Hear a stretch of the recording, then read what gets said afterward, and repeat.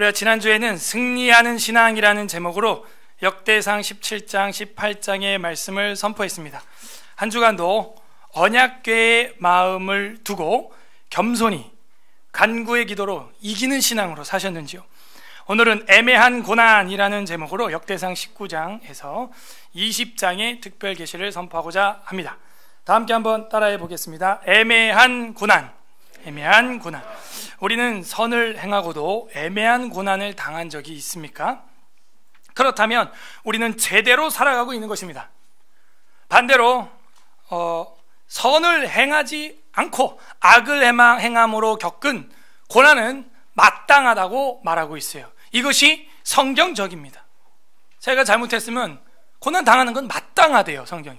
잘못했으면 혼나는 게 자녀들 마땅하죠. 당연한 거예요. 그런데 우리 기독교는 더 한층 더 나가서 선을 행하고 잘 했는데도 애매히 고난을 당하거나 부담을 느낄 때가 있어요. 근데 우리 인간들은 얼마나 타락했냐면 자기가 잘못해 놓고도 고난 당하는 걸 싫어해요. 자, 이해를 하셨어요? 우리 기독교인들은 선을 행하고도 애매히 고난을 받고 애매한 부담을 느껴요. 선을 행하고도.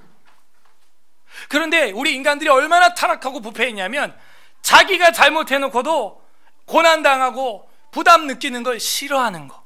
이게 인간이 인간. 만약에 우리가 정말 선을 행하고도 애매히 고난을 당했다면 지극히 제대로 성경적으로 살고 있는 것입니다. 그리스도인들은 바로 그렇게 선을 행하다가도 낙심될 만한 일들을 겪으며 살게 되어 있다고 우리 주 예수 그리스도와 그 사도들이 친히 몸소 보여주셨어요. 오늘 성경에는 연말연시에 은혜를 베풀고도 애매히 고난을 당하는 다윗과 이스라엘 백성들이 나옵니다. 여기도 연말연시예요. 딱 그 타이밍이 연말연시입니다. 이방 나라에게 시기와 질투를 받으며 수차례 전쟁의 공격을 당하게 됩니다. 하지만 하나님은 그냥 두시지 않습니다. 다윗과 이스라엘을 눈동자같이 지켜주시고 마지막에는 다윗의 분에 넘치는 위로도 해 주십니다. 부디 오늘 말씀을 통해서 우리가 애매히 고난을 받거나 애매한 부담을 새해 초부터 느끼는 일이 생긴다 할지라도 그것이 우리의 정체성인 줄로 알고 성삼일체 하나님을 사랑함으로 이기는 신앙 되는 저랑 여러분 되시기를 주님의 이름으로 소망합니다. 아멘.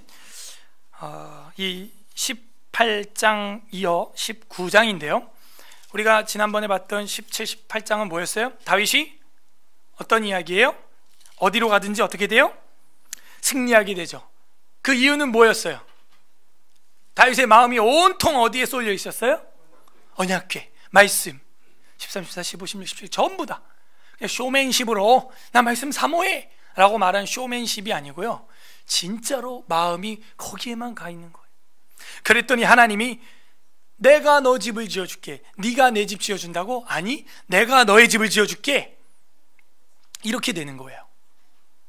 우리가 하나님의 일을 할 게가 아니에요. 하나님이 가만히 있어 내가 해줄게.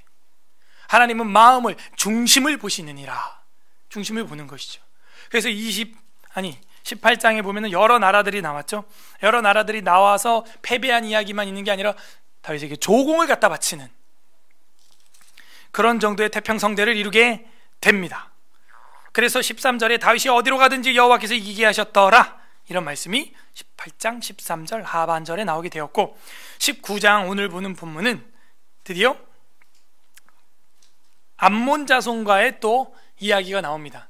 이 이야기는 역시 아주 다윗에게 있어서 큰 전환점이 되는 그런 이야기입니다. 사무엘서에서 보게 되면은 이 이야기를 통하여 다윗이 아주 큰 어려움을 겪게 되는 이야기가 나와요. 자, 그래서 19장은 하눈이라고 하는 암몬 왕이 나오는데 이 아람과 암몬 정복 이야기인데요. 장 제목을 어떻게 정하면 좋은가? 암몬과 아람의 암몬과 아람의 전쟁 뭐 이래도 되고, 암몬 아람의 공격 뭐 이래도 되고, 아니면 한운에게 수염이 잘린 다윗의 사절단 뭐 이래도 됩니다. 뭐 여러 가지로 정해볼 수 있겠어요. 중요한 건 암몬과 아람의 전쟁 시작이 일어났다 하는 것입니다. 자, 그래서 1절부터 5절까지는 다윗의 신하들의 수모가 나와요. 다윗의 사절단들의 수모가 1절부터 5절. 역시 1절에 보게 되면은 역사를 어떻게 시작해요? 그 후에 자, 지난 18장 1절 보세요. 어떻게 해요? 그 후에, 그죠? 그 후에. 그래서 역사를 쓰는 사람이 이 일 후에 이런 일들이 있다라고 얘기하는 것은 다 연관성이 있다는 거예요. 나비 효과가 있다는 것입니다. 여러분, 작은 일 하나가요 큰 사고를 가져올 수 있어요. 그죠? 작은 거 하나 우리가 무관심했는데 큰 사고가 될 수 있어요. 반대로 작은 거 하나를 우리가 순종해서 하나님의 일을 했는데 엄청난 일이 일어날 수 있어요. 예전에 제가 영적인 나비 효과라는 제목으로 설교를 한 적도 있는 것 같아요. 그 후에 이 일이 있다 하는 거죠. 그 후에. 여러분, 작은 일에 소중히 다뤄보세요. 저는 2008년도쯤 마음을 다하고 뜻을 다하고 힘을 다하여 내 하나님 여호와를 사랑하라. 너는 이것을 내 미간에 붙여 표로 삼고 손목에 메어 기호로 삼고. 이 말씀이 너무 마음에 와닿아서 성경이 말하는 유일한 교제교구다. 근데 이런 거를 파는 게 기독교 백화점에 있는가? 전국 인터넷, 또 여기 반포 쪽에 고속터미널에 가면요, 거기 기독교 백화점이 교단별로 쫙 있거든요. 빌딩이 다 다녔는데도 그런 표나 그런 손목에 메어 기호를 하는 성경 팔찌가 있게요, 없게요? 없어요. 전부 뭐 주의 종의 복을 들어 더하사 뭐 나로 하여금 고난이 없게 하시고 내 시작은 미약했으나 나중은 창대하리라. 전부 나 잘 되고 나 복 받고 그런 얘기만 팔찌로 만들어 놓고 액자로 만들어 놨지, 성경이 말하는 진짜 요절은 없는 거예요. 그래서 그 팔찌를 만들고 싶어가지고 남대문을 갔어요. 28살 7살에 남대문을 가서 팔찌 도매상가 블럭이 있습니다. 그 남대문에 다 뒤져도 없는 거예요. 다른 성경 구절은 많아요. 그래서 그 어떤 한 사장님한테 이런 성경 구절 좀 하나 불박으로 콱 찍어가지고 가죽에다가 하나 새겨달라. 이랬더니 해준다는 거예요. 그래, 해달라 그랬더니 최소한 200개를 해야 된답니다. 제가 팔이 200개도 아니고 그걸 다 해서 찰 것도 아니잖아요. 한 개면 되는데요, 저는 200개를 해야 된대요. 참, 이 어린 청년한테 또 장사를 하는 거예요. 장사를 200개를 해야 돼. 200개. 그러면서 자기도 온누리교회 집사라고 하면서 최소한 200개는 찍어야 된다고 하면서 담배 빡빡 피면서 타산 안 나온다고 한두 개 해가지고. 그래가지고 제가 어머니한테 카드를 빌려가지고, 대박 사업이 있습니다. 어머니, 저한테 카드 한 번만 빌려주시면 대박 납니다. 이건 성경이 무조건 하라 그랬고 온 세계 기독교인들이 다 해야 되는 겁니다. 이거 그러면 이거 하나에 10,000원씩만 팔아도 우리나라만 기독교 10,000만이라는데 이거 10,000만 개 팔립니다. 어마어마합니다. 해가지고 어머니 카드로 팍 긁었는데 아직도 재고가 남아있어요. 그게. 물론 한 3번 이상 찍어낸 겁니다. 전국으로 수백 개 나가고 재고가 이제 조금 남았습니다. 그래서 만든 게 이 쉐마 팔찌예요. 그리고 그때는 저 아무것도 아니었죠. 그냥 환자였죠. 근데 논현동에 어떤 집사님 네 분이 이 팔찌를 사고 싶다는 거예요. 그래가지고 인터넷 주문했으면 택배로 받아야 될 텐데 굳이 만나서 얼굴로 보고 받아가겠다는 거예요. 바빠 죽겠는데. 그래서 제가 논현역 1번 출구에서 만났어요. 그래가지고 그땐 저도 논현동 살 때인데 그분도 마침 논현동 살았었어요. 그래가지고 그 가구거리 논현역 그 거리에서 만나가지고 저는 바쁘니까 상자채 팔찌 주고 그냥 내려가려고 그러는데 혹시 남궁현우 씨 심부름 나오셨어요? 이러는 거예요, 저한테. 그러니까 어딜 가나 저는 외모로 평가받기 때문에 사람은 외모를 보느니라. 저보고 남궁현우 씨 심부름 나왔냐는 거예요. 제가 남궁현우인데요? 그래. 마음에 안 들었던 거죠. 그러더니 식사할 수 있냐? 제가 바쁜데 지금 어디 가야 되는데 밥 한 번만 먹지. 그래서 같이 먹었어요, 남자분이랑. 그러면서 자기 이야기를 한 3-4시간 한 다음에 그 지치기 듣고 그 다음에 이제 다시 또 자기 집 거실에서 이렇게 성경 강좌를 해달라는 거예요. 그래갖고 거기서 할 때 우리 김원주 선생님도 오시고 저희 집사람도 왔고 요즘 잘 안 보이는 권효성 집사도 왔었고, 예. 그 시작된 거예요. 월요반이 막 넘쳐나. 그때 한 30명. 여러분 가정집에 30명 앉아봐요. 그것도 책상 의자 다 놓고 30명. 신발장까지 앉았어요. 거실에서 신발장까지. 그게 두 반으로 불어나고 주일반 또 따로 분가하고 60명 100명 막 두 반씩 해가지고, 그래갖고 월요반에 나오는 집사님 세 분이 헌금을 했어. 1,000만 원을. 제가 하라는 얘기도 안 했는데. 왜냐, 그때 카페를 빌려서 주일반 하고 이랬는데 그 정도면 월세를 내겠다는 거예요. 그래갖고 사당동 1번 남성역, 그죠?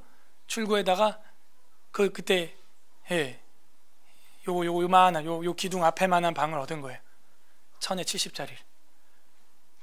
그렇게 해서 성경만 가르치는 에스라 성서원이 됐는데, 어떤 분들이 주일날 이 자리가 노니 예배도 드립시다 해가지고 예배 드리게 됐어요. 그래갖고 아까도 기도했지만 이제 다음 달이면 횟수로 8년이 되고 기념으로는 만 7주년이 되는 거예요. 그래서 지금 저랑 여러분이 이렇게 예배 드릴 수 있게 된 거예요. 이게 뭐 때문에 이렇게 할 수 있게 된 거예요? 뭐 때문에 이걸 할 수 있게 된 거예요? 에? 아무래도 우리 은혜가 아빠랑 같이 교회를 와야겠다. 아빠를 데려오라고 빨리 전화해. 아빠를 찾는다. 왜 아빠 교회 안 다니냐? 통곡을 하네. 저거 빨리 전화해서 녹음해서 보여줘야 돼요. 어떻게 우리가 이렇게 예배드리게 된 거예요? 여러분이 하찮게 고작 망해버린 이 팔찌 사업.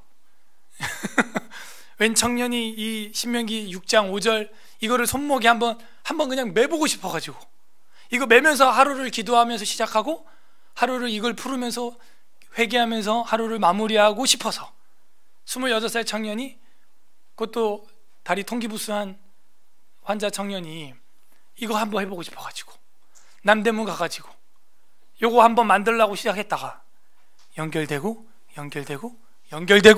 연결돼서 여기까지 온 거예요. 역사가 그래요. 작은 거 하나, 이 하나님 말씀, 이거 한번 교재교구로 한번 쓰고 싶다, 한번. 그거 하나가 여기까지 어마어마한 영향을 가지고, 다음 주에는 또 우리 교회에서 하는 어떤 교회 수련회 제가 첫 타임에 저녁 시간에 강의를 맡게 되고, 이런 엄청난 사역들이 일어나는 거예요. 사역들이 지금 우리 에스라 TV 난리 났죠. 예, 24만 명이 보고 회원이 3,000명이 넘어가고, 뭐 일주일에 한 100명씩 늘어요. 100명씩 어마어마합니다. 이런 모든 사역들이요, 요 눈에도 안 보이는 요 이태리 가죽 팔찌, 솔직히 말할까요? 이거 원가 5,000원 밖에 안 해. 그 5,000원, 그걸로 5,000원으로 여기까지 온 거예요. 믿겨져요, 이런 게? 그 후에, 팔찌를 만든 그 후에 이 일이 있으니라. 하나님은 작은 걸 봅니다. 작은 걸 봐요. 여러분은 어떤 그 역사를 쓰고 있어요? 뭘 하셨어요? 그 후에 어떤 일이 일어날까요? 뻔합니다. 암몬 아람이 연합군으로 덤벼도 어떻게 될 것 같아요? 이길까요, 질까요? 에? 암몬 아람이 다윗을 죽일 수 있을까요? 못 죽이죠. 우린 뻔히 알고 있잖아요. 왜? 그 앞에 일에서 18장에서 하맛, 에돔, 모압, 암몬, 블레셋, 아말렉, 다메섹, 이 모든 나라들이 간헐적으로 계속 침공해 와도 백전백승, 무패, 가나안 땅에서도 여호수아가 이루지 못했던 그 역사를 다윗이 쓰고 있는 겁니다. 신하들을 수모를 겪게 해요. 보세요. 그 후에 암몬 자손 왕 나하스가 죽고 그의 아들 대신하여 왕이 됐는데, 그 아들 이름이 2절에 나옵니다. 다윗이 이르되 하눈의 아버지 나하스가 전에 내게 호의를 베풀었으니, 자, 하눈의 아버지, 그죠? 그럼 아들 왕 이름이 누구예요? 암몬의 아들 왕 하눈이죠. 호의를 베풀었다. 호의가 뭐예요? 호의. 좋은 뜻이죠. 근데 히브리어로 보면은 헤세드라고 돼 있어요. 사랑. 하나님의 사랑할 때 헤세드, 자비, 은혜, 선, 친절, 그런 호의를 이방 나라가 다윗에게 베풀었다 하는 거예요. 그건 우리가 18장에서 봤잖아요. 18장 11절에도 보면 조공을 갖다 바치니라. 전쟁 없이 화평, 샬롬 하게 되었습니다. 그래서 다윗이 너무 고마운 거예요. 호의를 나에게 이렇게 베풀어 줬는데 그 어르신이 돌아가셨어. 그리고 그 아들 한운이 왕이 되었다는 소리를 들었어요. 그래서 2절 중간에 이제 내가 그의 아들 한운에게 호의를 베풀리라. 이게 인간 아니에요? 이게 인지상정 아닙니까? 호의를 받았으면 베풀어야죠. 여러분도 이 교회 와서 은혜를 받았습니까? 누구한테 받은 거예요? 어머니 같은 교회에서 받은 것이죠. 그럼 이제 하나님을 아버지라 부르고 따라가야죠. 그죠? 쓰면 뱉고 달면 삼키는 그런 행동하면 안 되죠. 부모님들이 어떻게 해요? 잘못하면 근실이 때리기도 하잖아요. 그래서 은혜를 받았으면요, 은혜를 갚을 줄 알아야 돼요. 다윗은 그랬어요. 헤세드를 받았기 때문에 헤세드를 주려고 심지어 자기들 신하들의 목숨을 걸고 보내버리는 거예요. 사절들을 보내서 그의 아버지의 죽음을 문상하게 하고, 문상은 뭐예요? 조문이죠. 조문. 위로, 히브리어로 보면 위로하게 하고, 그죠? 삼가 조의를 표합니다. 우리 기독교인들도 그런 말은 할 수 있어요. 명복은 몰라. 그건 우리 못 빌어요. 죽은 다음에는 하나님이 심판하죠. 우리가 복을 빈다고 그 영혼이 뭐 어떻게 된다 만다, 그건 연옥 같은 소리예요. 그런 사람은 알시나 가야 돼. 그래서 우리는 위로는 드릴 수 있죠. 그죠? 다윗의 기독교 장례법이 보입니까? 문상, 위로하고. 위로하게 아니라 다윗의 신하들이 암몬 자손의 땅에 이르러 한운에게 나아가 문상함에, 그죠? 한운에게 문상했죠? 한운을 위로했습니다. 지난주 우리 주일학교 학생 한 명이, 그러면은 죽은 자가 생겨서 장례식장 갔을 때 기독교인들이 헌화하고 기도하는 건 어디다 기도하는 거냐? 죽은 사람을 위해서 기도하는 게 아니라면, 지난주 오후 예배 우리 공부했죠? 기도는 기도의 대상, 위하여 하는 기도 기억나세요? 그죠? 이런 교리를 공부한 사람들은 문상을 하든 잔치집을 가든 정확해요. 우리가 하는 기도는 뭐냐? 어떤 사람을 위해서 기도할 수 있대요? 어떤 사람을 위하여 기도할 수 있대요? 그죠? 또 살아있는 사람과 앞으로 살아갈 사람들. 오케이. 그렇게 우리 교리 확실히 딱 배웠잖아요. 그러므로 문상을 가도 누굴 위해 기도해야 돼요? 그러면 살아있는 사람과 앞으로 살아갈 자녀들을 위로하는 것이죠. 그래서 헌화하고 기도할 때 하나님이 돌아가신 양반 잘 받아주셔서 그런 게 아니고, 하나님 아버지 이 슬픔은 당한 가족들 위로하시고 격려해 주시고 내세의 소망을 갖고 이 일을 통해서 더 하나님께 가까이 갈 수 있도록 은혜를 주옵소서. 그게 맞는 거예요. 그래서 한운에게 나아가 문상함에 암몬 자손의 방백들이 한운에게 말하되 왕은 다윗이 조문 사절을 보낸 것이 왕의 부친을 존경함인 줄로 여기시나이까. 이걸 또 정치적으로 해석하는 건 정치인들이죠. 한국 사회를 정치적으로 해석하는 작자들이 누구예요? 정치꾼들이죠. 패턴은 단순합니다. 이제 우리나라 국민들도 이쯤 됐으면 이제 정치를 볼 줄 알아야 되는데, 여기서 들끓고 저기서 또 흥분하고 열폭하는 이 국민들 때문에 정치인들이 먹고 삽니다. 평생. 이해하셨어요? 우리는 딱 하나로 하나 돼야 돼요. 성경, 캐논. 좌파도 우파도 치우치면 그건 죄예요. 그거 아십니까? 딱 하나예요. 성경, 캐논. 여기에 벗어나면 좌우는 다 갈리는 거예요. 하나님 칼 앞에. 그게 우리 기독교 마인드. 정치학이죠. 정치 얘기할 수 있어요, 우리도. 근데 그 정도 분별력이 있어야 됩니다. 뻔한 거 아니에요. 좌우로 갈라놔야 정치인들도 공 한번 주고 받고 하면서 먹고 사는 거예요. 그죠? 진보 보수 갈라놔야 또 공 한번 주거니 받거니 하면서 먹고 사는 거예요. 이런 국민들 한번 만족시켜주고 저런 국민들 비유 한번 또 맞춰주고 그 아직도 파악 못하고 들끓고 여기서 식어버리고 저기서 또 들끓고 또 식어버리고 아직도 그 무지한 겁니다. 우매한 것이죠. 국민들이 일부러 둘로 갈라요. 요즘에 뭘로 갈라요? 남자랑 여자로 또 갈라놔요. 페미니즘으로 남자랑 여자로 갈라버려요. 젠더 문화로. 딱 보면 저는 패턴이 보여요. 아, 이제 가를 게 이제 다 떨어져 가니까 이렇게 갈라놓는구나. 그래가지고 또 이제 정치 해먹는 거예요. 정치꾼들은. 그런 걸 간파하지 못하면요, 좌로 갔다가 또 무슨 전향을 했다나 또 우로 갔다가 또 전향을 했다나 또 좌로 반납 그러고 있어요. 그냥 무지한 겁니다. 무지한 거. 그래서 이 정치꾼들은 이렇게 해석을 하는 거예요. 조문사절단들이 부친을 존경해서 온 줄로 아시나이까? 그래서 왔다고 쓰고 있는데 성경은요, 그거 왜 아니라고 그렇게 꽈서 보지? 꼭 그의 신하들이 왕에게 나온 것이 이 땅을 엿보고 정탐하여 전복시키고자 함이 아니니까 하는지라. 그럼 진작 전복시켰지. 그죠? 진작 전복시켰죠. 굳이 뭐 이제 와가지고 그러겠어요. 뭐 그 한운의 아버지 나하스가 죽기 전과 후에 뭐 군사력이 다릅니까? 다윗이? 같거든요.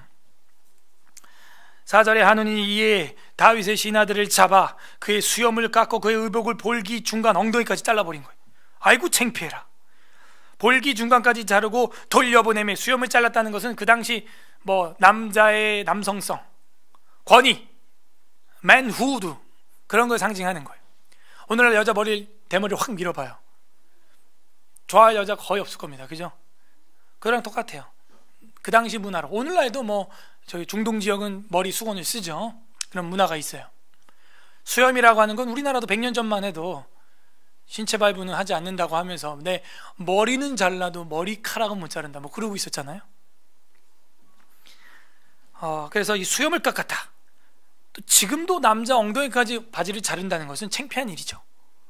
그런 수치를 보이게 했어요. 욕보게 한 거예요. 참, 이런 애매한 고난이 어디 있습니까? 갖다 줬는데, 사랑을 퍼줬는데 이런 애매한 고난이 세상에 어디 있어요? 다윗의 마음을 생각해봐요. 얼마나 수치스럽겠어요, 다윗이. 이게 신자의 삶이에요.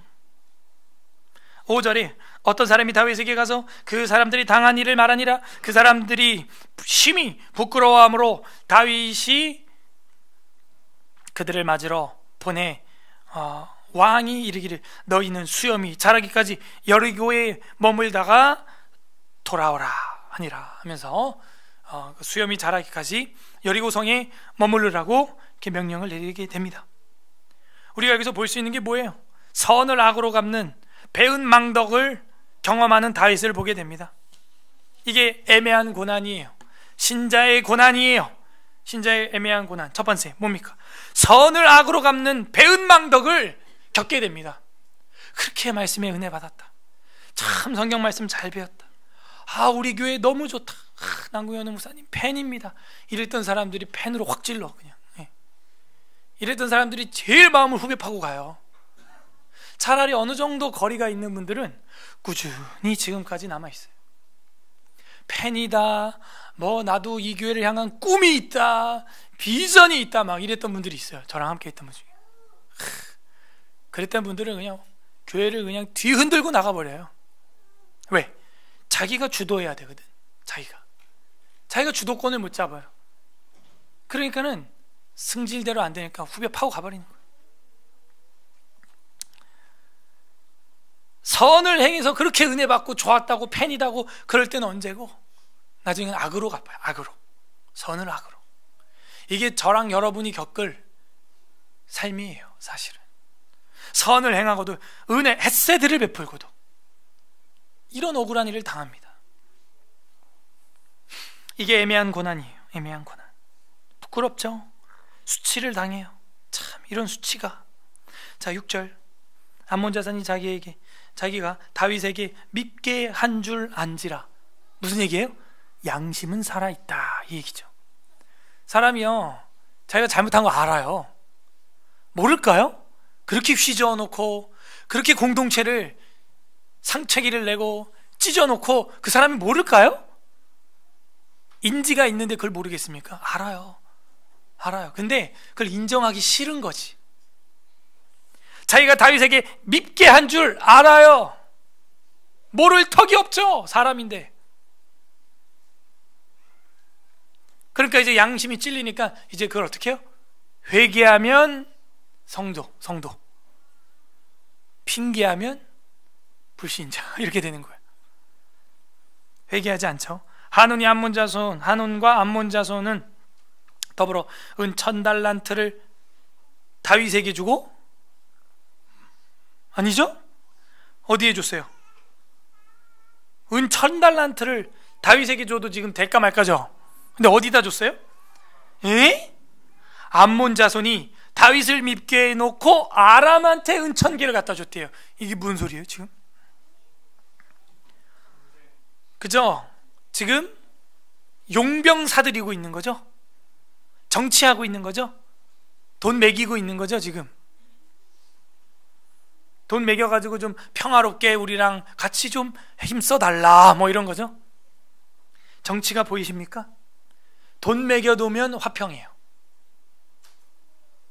은 1000달란트를 아람 나하라임과 아람 마가와 소바에 보내 병거와 마병을 쌍내대 렌트했다 이 얘기예요. 곧 병거 32,000대와 여러분 지금도 대전차 32,000대 세팅해나 봐요. 어마어마하거든요 숫자가 진짜. 마가 왕과 그 군대를 고용하였더니, 정확히 고용이죠.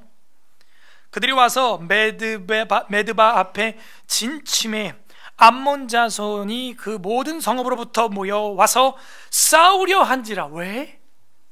지금 다윗이 뭐 싸울 준비해라 했나요? 아니면 중동 볼기까지 잘랐다고 저놈들의 옷도 자르러 가자 했나요? 아무런 제스처를 취하지 않았어요. 그냥 신하들 보고 여리고에 있다가 들어와라 이러고 끝났어요.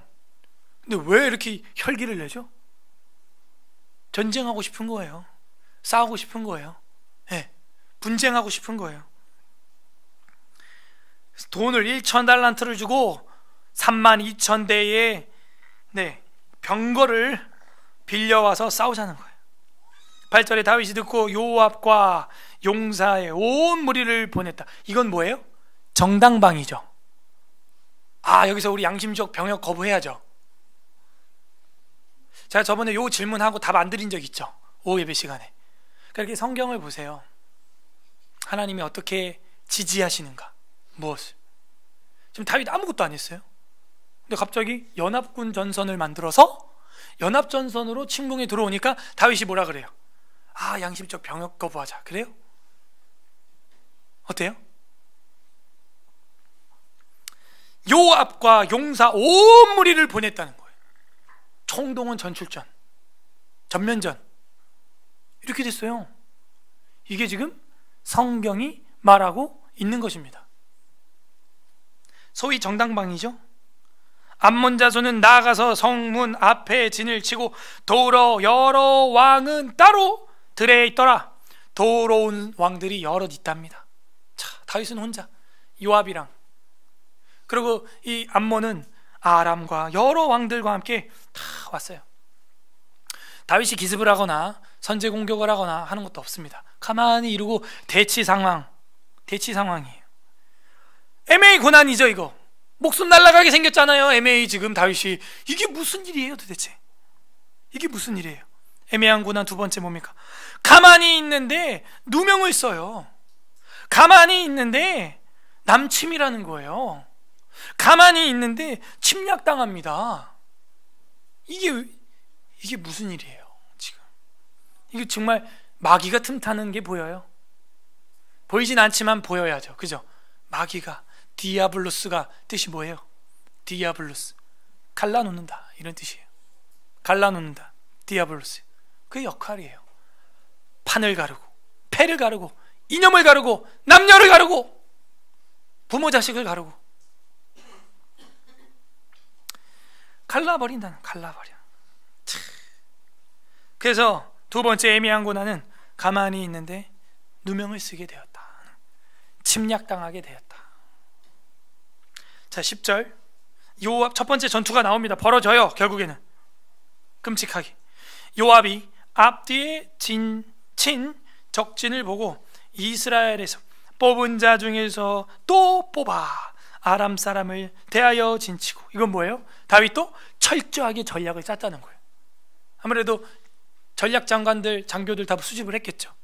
자, 이 중에서 우리 중에 어떻게 전쟁을 할 거냐, 그냥 첫 전투에서 승부를 완전 봐야 한다, 어떤 그런 판단이 내려졌겠죠. 그러니까 그러면 싸움에서 제일 잘 싸우는 장수 중에서도 장수를 선발을 하는 것입니다.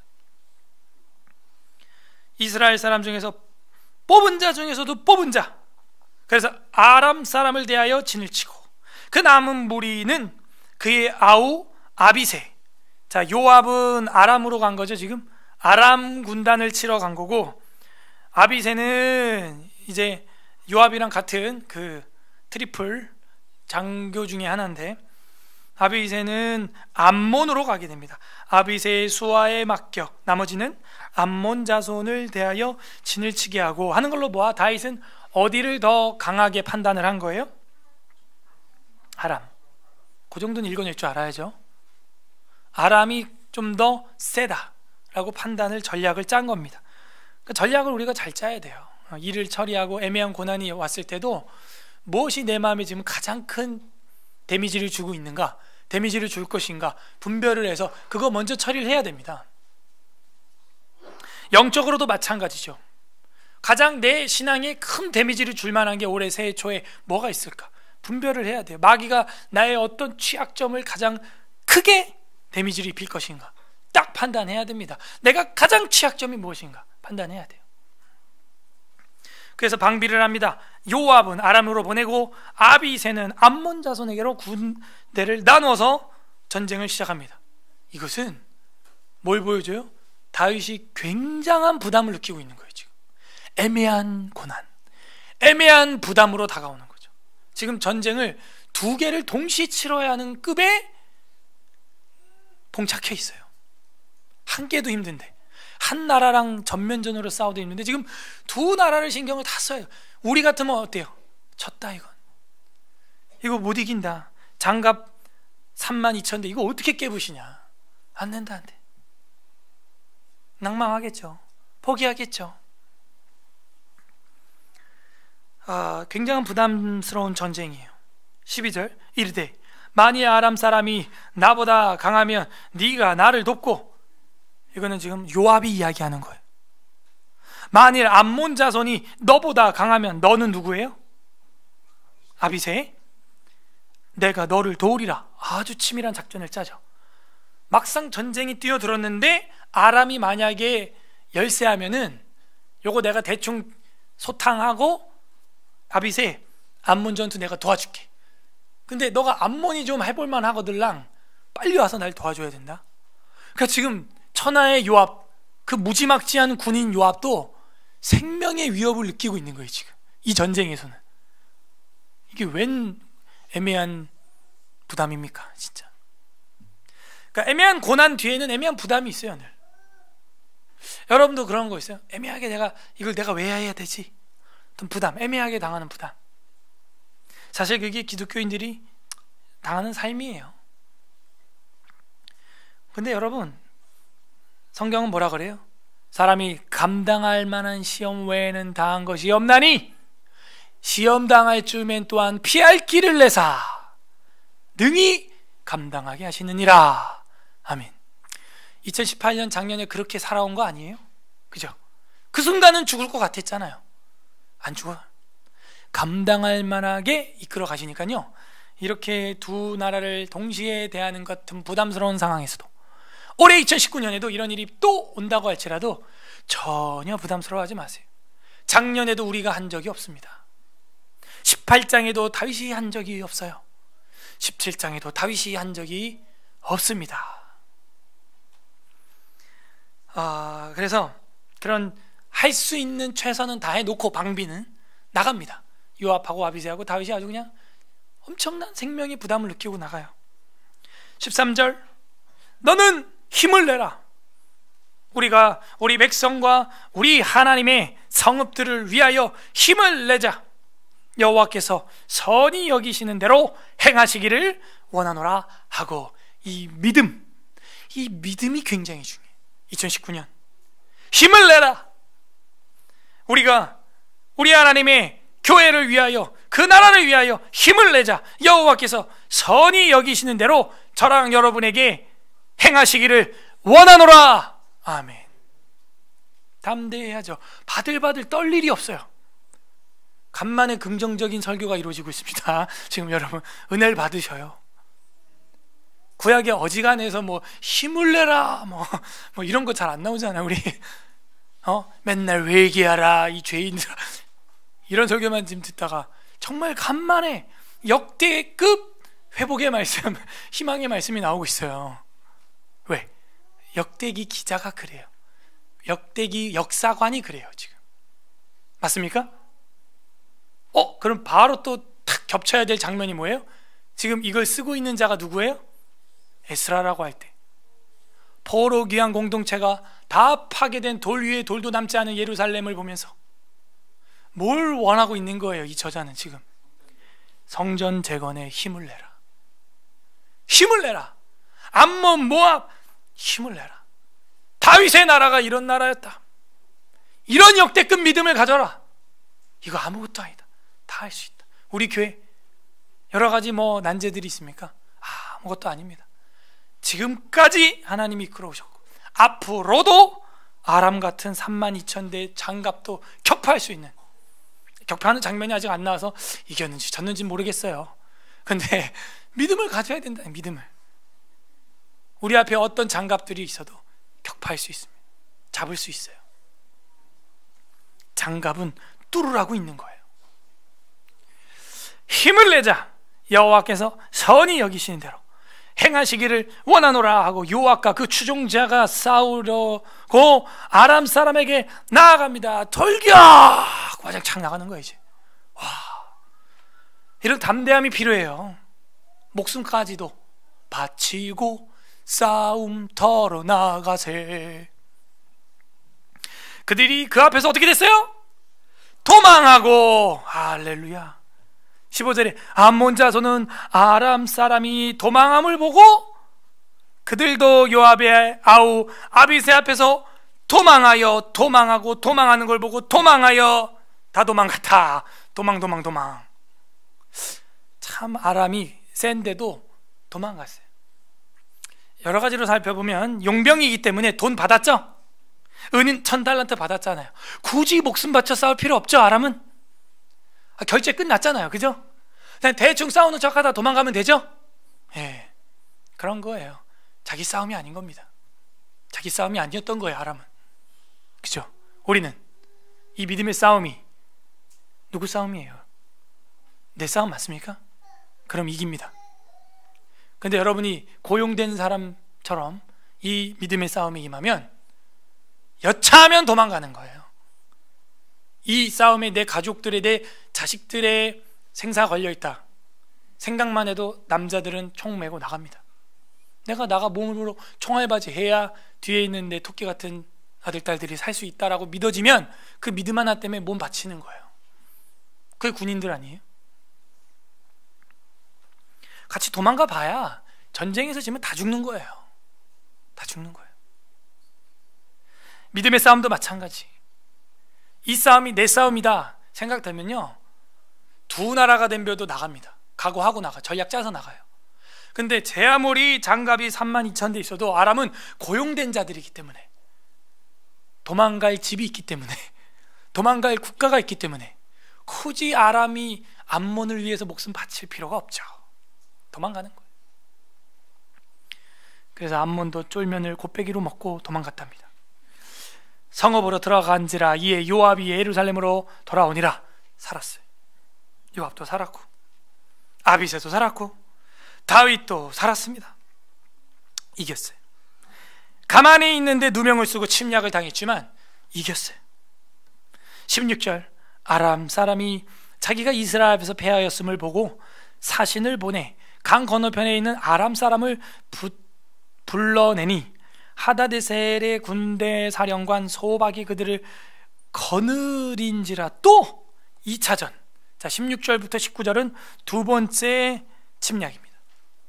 이 침략이 한 번으로 안 끝나요.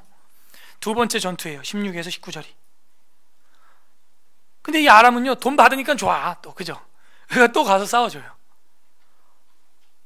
17절, 어떤 사람이 다윗에게 전함에 첩보가 있는 거예요. 다윗이 첩보를 듣습니다. 다윗이 온 이스라엘을 모으고 요단으로 건너 아람 사람에게 이르러 그들을 향하여 진을 치니라. 다윗이 아람 사람을 향하여 진을 치매 그들이 다윗과 맞서 싸우니 아람 사람이 이스라엘 앞에서 도망한지라. 몇 명이 도망했는지 모르지만요, 1차전보다 더 많은 병거가 왔습니다. 더 많은. 도망한지라. 다윗이 아람 병거 7,000대의 군사와 보병 4만 명, 도합 47,000. 47,000. 이전보다 개체수는 훨씬 많아요. 병거는 다 부서지고 떨어졌는지 확 줄어들었는데 더 강한 군단이 왔어요. 더 강한 군단이 왔지만 다윗이 이겼어요. 4만 명을 죽이고 또 군대 지휘관 소박을 죽이며, 아까 16절 끝에 나왔던 군대 사령관, 국방부 장관, 아람의 국방부 장관이 죽었어요. 대대대장이 죽었습니다. 소박을 죽이며 19절 다 같이 읽습니다. 시작.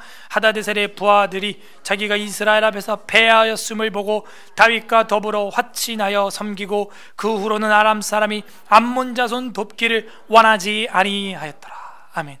돈 아무리 받아도요, 사람이 죽어나가고 수만 명이 죽으니까요, 국가적으로 이건 정치적으로 이건 내란이 터질 수 있을 만큼 큰 위기입니다. 아람이. 그러니까 아람이 이제는 어떻게 해요?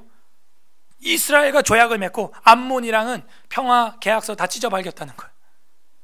그거 다 그냥 버려버렸다는 거예요.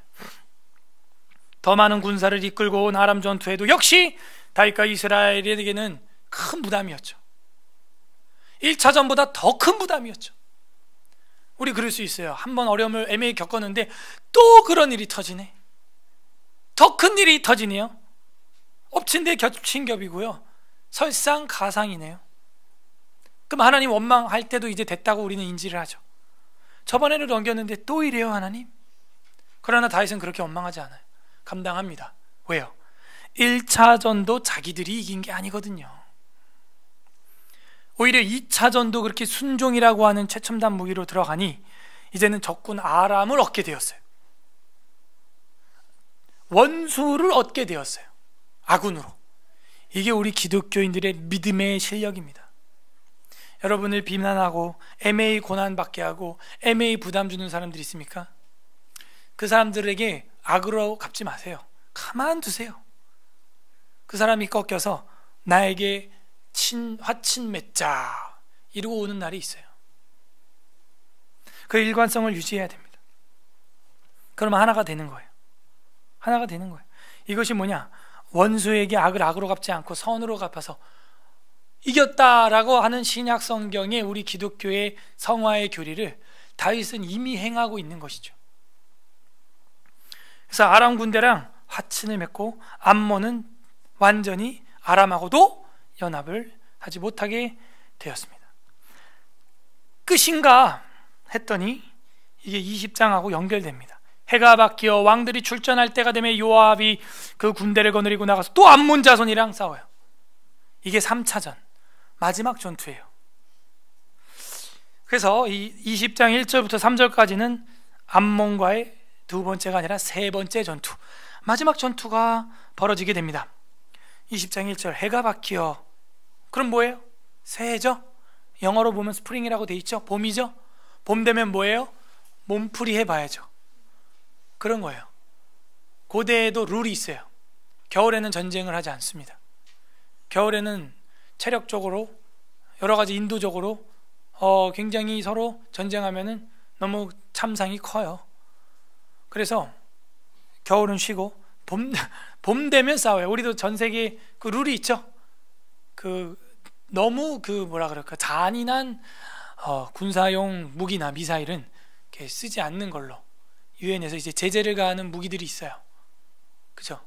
이런 무기는 쓰면은 좀 너무 끔찍하다. 이건 쓰지 말아야 한다. 그런 게 있습니다. 그래서 이제 해가 바뀌어서 봄이 돼야 이제 한번 몸풀이 한번 해보는 겁니다. 그래서 해가 바뀌어서 새해가 됐죠. 그럼 19장은 뭐라고 보면 될까요? 연말이라고 봐도 됐을까요? 그죠?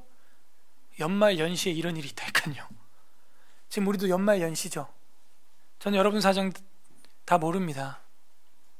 혹시 연말 연시에 그런 애매한, 정말 회사에서나 또 친구들에게, 지인들에게 난 가만히 잘하고 있는데, 햇새들을 베풀고 있는데 오히려 이렇게 원수를 받고 있는 적 없어요?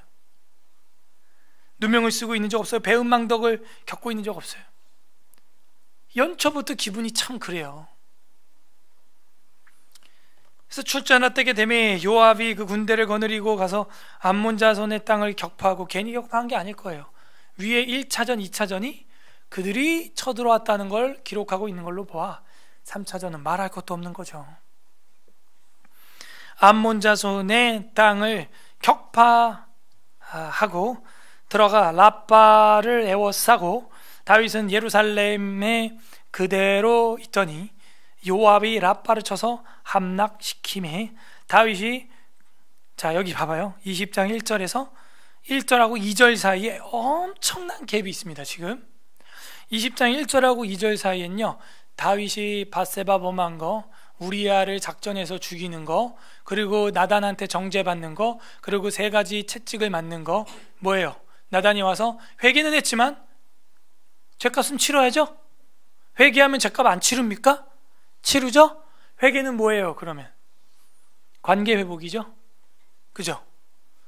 그러니까 우리가 회개한다고 죄값을 안 치릅니까? 아니죠? 예수님이 치러야죠? 치렀죠? 그래서 여기 20장 1절하고 2절에는 그 죄값을 치름으로 3가지를 나단이 선포했었죠. 사무엘 하에서 11장에서 12장에서 기억나요? 예, 역대기 설교 공부할 때는 구약을 총동원해야 된다 그랬어요. 나단 선지자가 뭐라 그래요? 첫 번째, 뭐 하지 말래요? 뭐 못하게 어떻게 된대요? 너희 집에 뭐가 끊이지 않는다? 칼이 끊어지지 않을 것이다. 그 다음에 뭐예요? 네 처가 백추의 대낮에 다른 남자랑 동거하는 걸, 동침하는 걸 보게 될 것이다. 세 번째 뭐예요? 그렇게 불륜으로 생긴 아기가 죽을 것이다. 그죠? 이 3가지. 다들 처음 설교를 듣는 것처럼 잘 복습을 해야 돼요. 맞아, 3가지. 그 빠졌죠? 회개하는 거 빠졌죠? 무려 50절 이상 빠졌어요. 50절 이상. 이거 너무 고의적인 거 아니에요? 20장 1절하고 2절 사이에 말이죠. 50절 이상 빠졌어요. Why? 왜? 왜 그러죠? 그죠? 지금 역대기 사가가 뭐예요? 공의와 정의예요? 그럼 뭐예요? 사랑과 회복인가요? 자, 역대기 사가의 개념이 뭐예요? 공의와 정의예요? 사랑과 회복이에요? 사랑과 회복이잖아요. 지금 그걸 보여주고 있는 거예요. 다윗은 사울처럼 핑계했어요? 회개했어요? 회개했죠. 자기의 삶을 세어보았죠. 계수했죠. 그리고 다 감당했죠. 감당했어요. 그 아이 죽는 것까지 다 봤죠. 그 아이 죽을 때 놀고 먹었나요? 뭐 했어요 다윗? 금식했죠. 금식하고 기도했죠. 다 했어요. 감당 다 했습니다. 이래야 그 죄가 지나가는 거예요. 그렇게 해야 죄값이 치러지고, 그리고 관계가 회복되는 것입니다. 자, 우리의 죄는 주님이 짊어졌어요. 이제 우리는 회개하고 관계 회복만 하면 되는 것이죠. 그 뒤에도 2절, 참 저는 의미 있게 보는 게 2절인데요. 다 같이 한번 읽어보겠습니다. 20장 2절 시작. 다윗이 그 왕의 머리에서 보석 있는 왕관을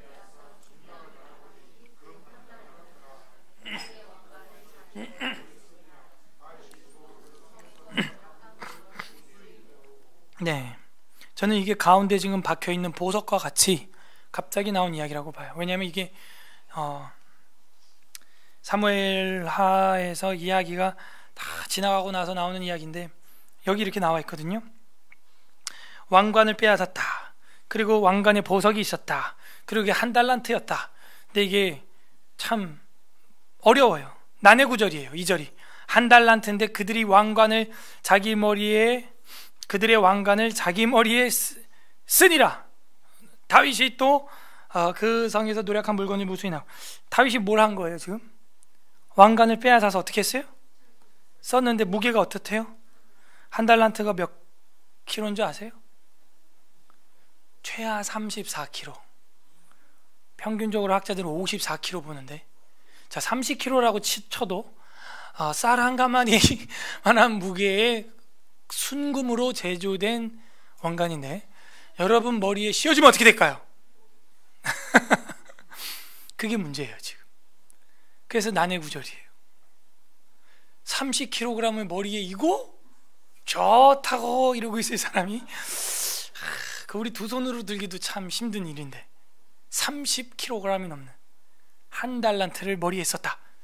이거 거의 살인 미수 아니에요? 그러니까 모르면 그냥 아멘 이러는데, 이렇게 알면 못 넘어가요 저는. 한 달란트? 그러니까 이 스피커를 머리에 이었다 그 얘기예요. 이건 거의 신하들이 다윗을 죽이려고 이거 써라 뭐 이런 분위기인데 거의. 그래서 히브리어를 공부해야 됩니다.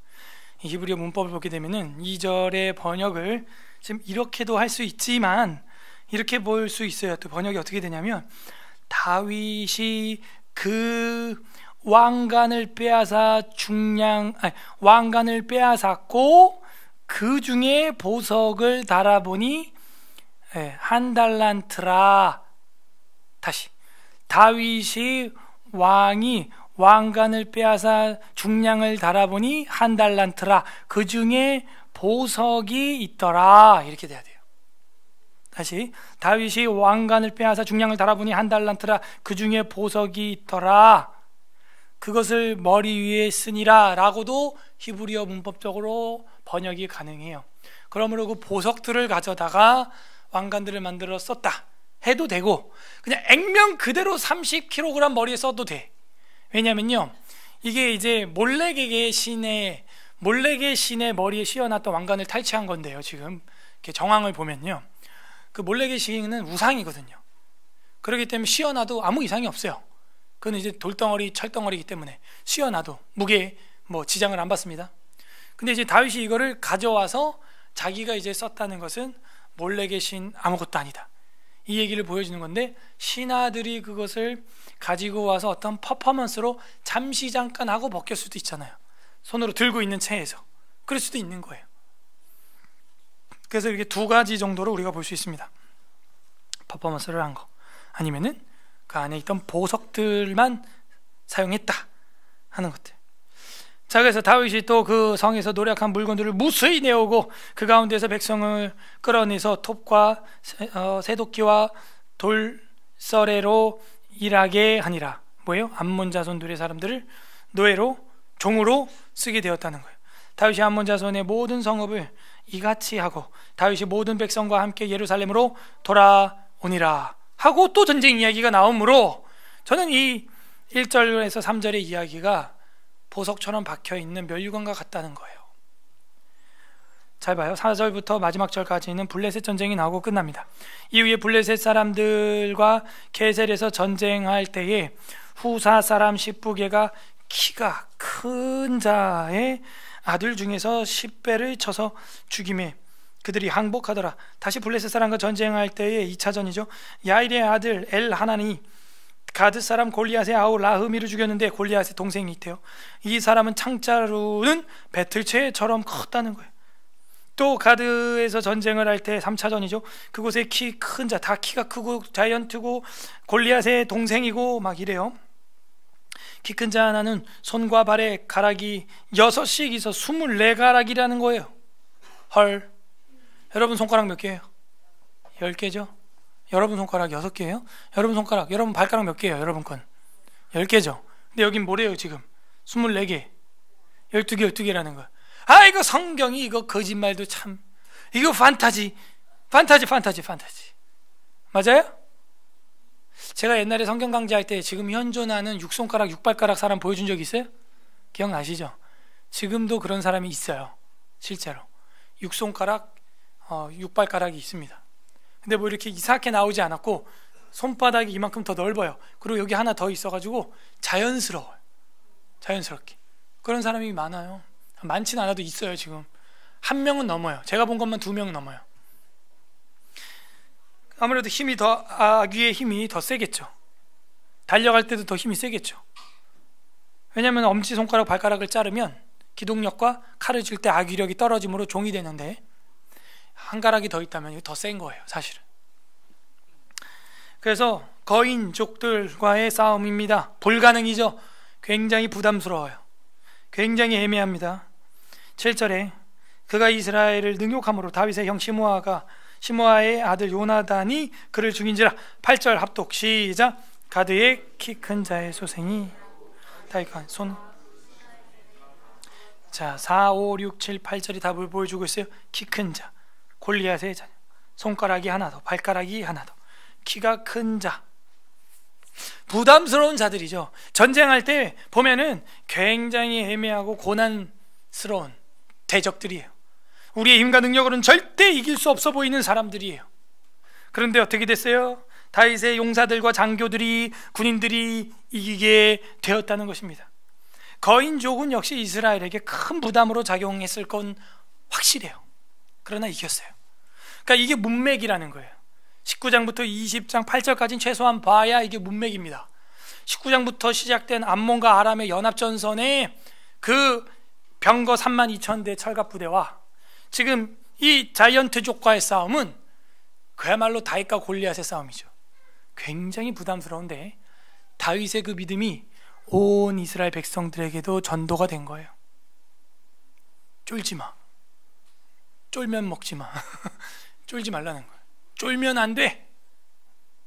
그래갖고요, 믿음으로 싸웠어. 근데요, 20장 2절이 가운데 한 달란트, 전 거기다가 밑줄을 팍 쳤는데 거기에 방점이 있는 거예요. 세상에 머리에 얹으면 모가지가 부러질 정도의 위로하심이 하나님으로부터 나온다는 거예요. 할렐루야. 하나님이 우리가 올해를 살아감에 있어서도 굉장히 우리한테도 좀 애매한 고난과 선을 베풀고도 배은망덕한 인간들을 저도 목회하면서 겪고 여러분도 가정과 직장 생활하면서 겪을 겁니다. 가만히 있는데 누명을 뒤집어 씌우고 공격하고 뒤에서 험담하고, 또 때로는 애매하게 이런 자이언트족들이 또 나오기도 할 거예요. 그런데 하나님은 이 애매한 다윗과 이스라엘의 이 노고 속에서, 이 고난 속에서 무엇으로 위로하느냐? 우리가 쓰기에도 버거운, 우리가 쓰기에도 무거운 그런 왕의 면류관으로 위로하신다는 거예요. 이게 하나님의 본심이죠. 애매한 고난 세 번째는 뭡니까? 거인을 만나기도 한다는 거예요. 이건 너무 불공평하지 않아요? 아니, 권투를 하는데 라이트급하고 헤비급이 같이 무슨 챔피언십을 하는데 그건 체급이 다르냐, 체급이. 그거는 페어플레이가 아니잖아요. 격투에도 체급이 다 킬로그램 체급이 있는데, 때때로는요 이렇게 애매하게 체급에도 맞지 않는, 참 우리가 볼 때 우리의 신앙의 믿음의 체급에 내 체급이 이건 아닌 것 같은데 하는 어떤 교회 안에 거인을 만난다니까요. 봉사, 교회 안에 어떤 섬김, 교회 안에 어떤 난관들, 부담들 우리가 가질 수 있어요. 그런데 그거는 내가 생각하는 외향적인 체급이죠. 믿음의 체급은 그게 아니에요. 믿음의 체급은 보이지 않습니다. 가시적이지 않아요. 비가시적이에요. 그래서 이 모든 애매한 고난 가운데 하나님이 다윗과 장관들과 신하들에게 어마어마한 위로를 주십니다. 한 달란트의 위로를 주시는 거예요. 그리고 그 신하들은 다 톱과 쇠도끼와 돌소래로 일하는 자들이 되고 말아요. 나의 돕는 사람이 되죠. 마치 아람 군대가 다윗과 화친 맺어서 방어력을 올려준 것처럼 그런 일이 일어난다는 것입니다. 정리해 보겠습니다. 애매한 고난, 첫 번째, 선을 악으로 갚는 배은 망덕을 겪을 수 있어요. 두 번째, 가만히 있는데도 누명을 뒤집어 쓰고 침략을 당할 수 있습니다, 우리가. 세 번째, 때로는 체급에도 맞지 않는 것 같은 거인을 만나기도 해요. 이게 우리 신앙생활하는 성도가 된 다윗 삶에 몰려오는 애매한 고난과 부담감들입니다. 하나님의 뜻을 따라서 선을 행하고 사랑을 헷세드를 베풀었는데 돌아오는 것은 전쟁들이었어요. 세상은 진심이 통하기 어려운 경쟁 체제로 되어 있음을 우리에게 보여주고 있습니다. 하지만 하나님께서는 금한 달란트의 왕관이라고 하는 상징적인 이 전리품으로 분에 넘치는 위로를 다윗과 그 백성들에게 해주고 저랑 여러분에게 해주십니다. 결국 저랑 여러분은 분에 넘치는 면류관을 쓰게 될 거예요. 바울이 바라봤던, 그리고 영롱하게 감옥에서 바라봤던 빛나는 의의 면류관, 우리한테는 정말 황송한 것인데 우리가 머리에 쓰고 있기도 힘들어 장로님들은 그걸 벗어놓았다는데 주님은 그걸 예비하고 있다는 것이죠. 갈라디아서 6장 9절 찾아보겠습니다. 관련 구절, 갈라디아서 6장 9절 관련 구절 좀 해보겠습니다.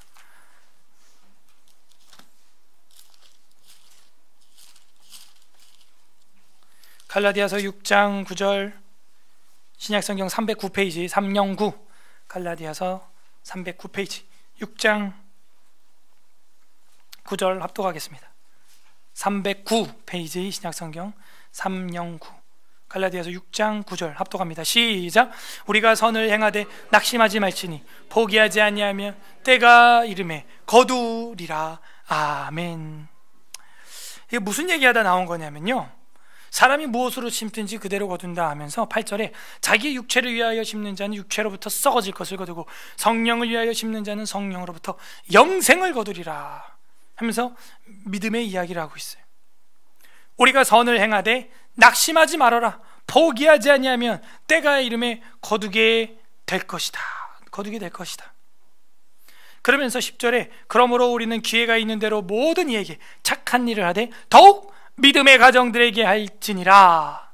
아멘. 이렇게 말하는 거죠. 우리가 나가야 할 방향은 바로 그거예요. 선을 행하되 포기하거나 낙심하지 말고 때가 이르며 거둘 그날을 바라보는 거죠. 그리고 믿음의 가정들에게 착한 일을 계속 행해야 한다 하는 것입니다. 베드로전서 2장 19절 보도록 하겠습니다. 베드로전서 2장 19절 378페이지 378, 베드로전서 2장 19절 379, 379페이지 베드로전서 2장 19절 20절 우리 두 절 한 목소리로 합독하겠습니다. 시작. 부당하게 고난을 받아도 하나님을 생각하며 슬픔을 찾음 아이는 아름다우나 죄가 있어 매를 맞고 참으면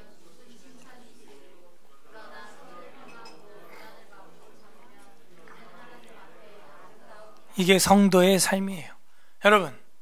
여러분이 죄가 있어서 삶이 힘들어지고, 제가 모두의 이야기를 했죠.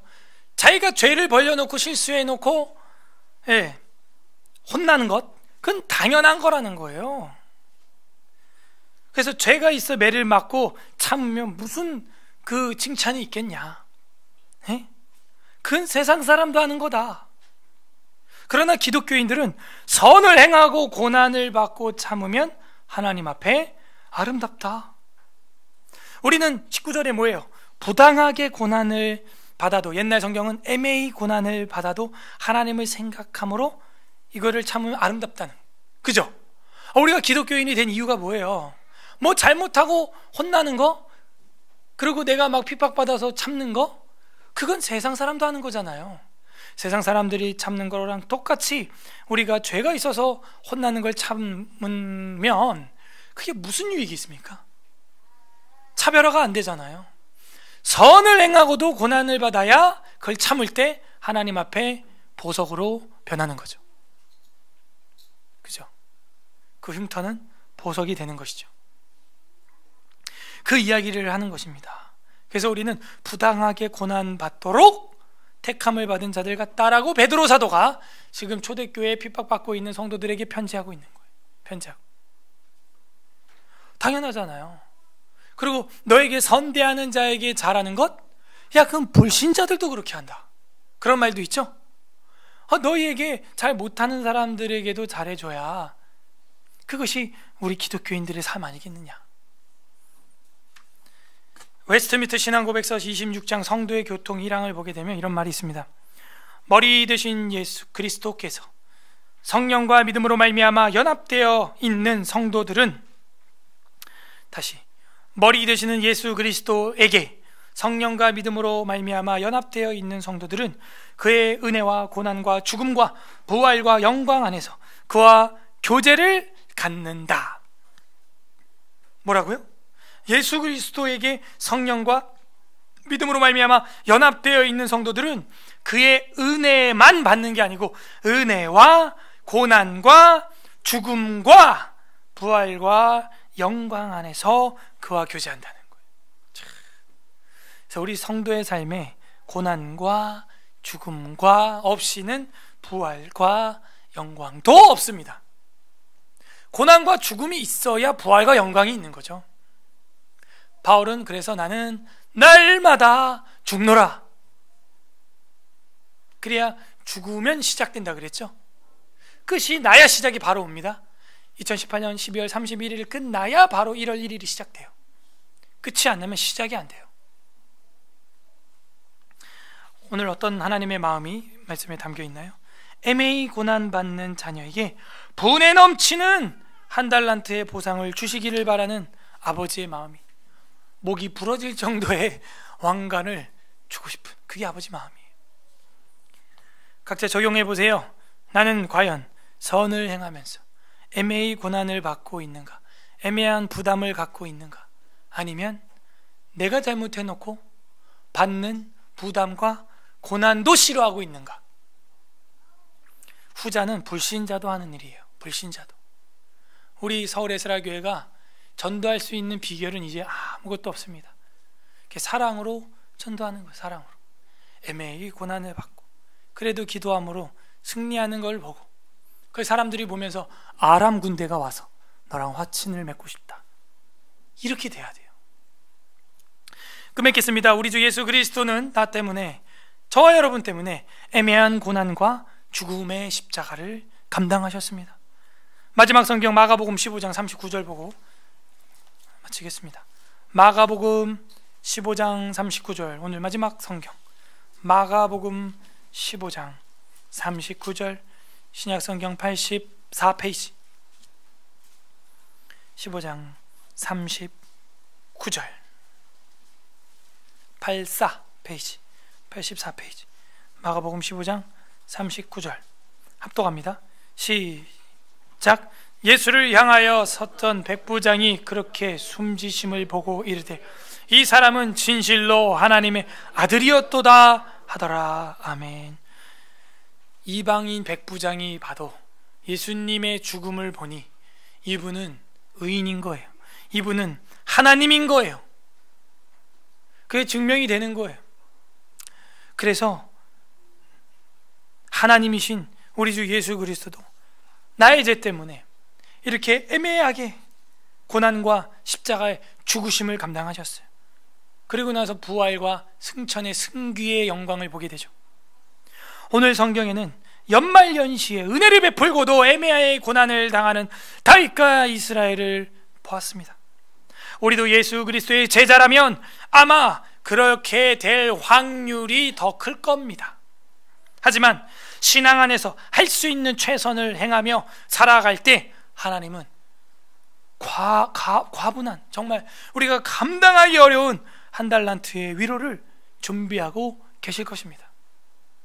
부디 오늘 이 말씀을 마음에 새겨서 애매한 고난과 부담 속에서도 좌절하지 않고 온전케 하시는 예수 그리스도를 바라봄으로 그 십자가의 죽으심과 부활하심을 믿음으로 넉넉히 승리하는 저와 여러분의 신앙이 되시기를 주님의 이름으로 소망합니다.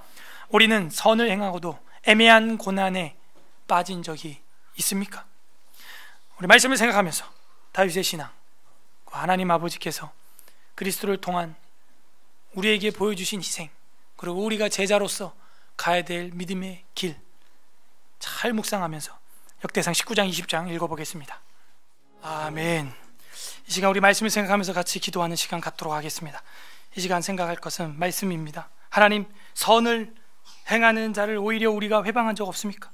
성도라고 하면서 교회에서 앞장서서 섬기고 회사에서 헌신해서 정말 일을 하고 이런 사람들을 괜히 시기하고 질투하고 뒤에서 험담하고 공격했던 우리의 이 더러운 입술, 주님, 그들을 정말 수염을 자르고 바지를 자르는 것 같은 방해를 했던 우리의 모습, 하나님 용서하여 주옵소서.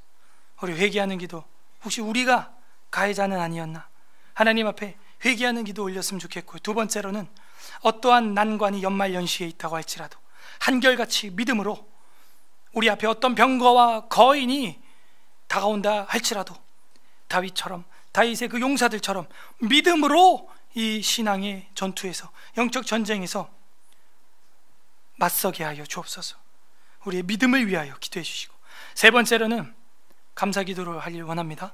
예수 그리스도의 십자가의 죽으심, 그 비하와 부활하여 승천하심으로 지금도 우리를 위하여 중보하시며 기도하시는 그 승귀하심에 감사합니다. 우리에게 한 달란트, 정말 우리가 감당하기도 버거울 정도로 위로해 주시기를 원하는, 그런 면류관을 씌워주시기를 원하는 하나님 아버지의 그 사랑 감사합니다.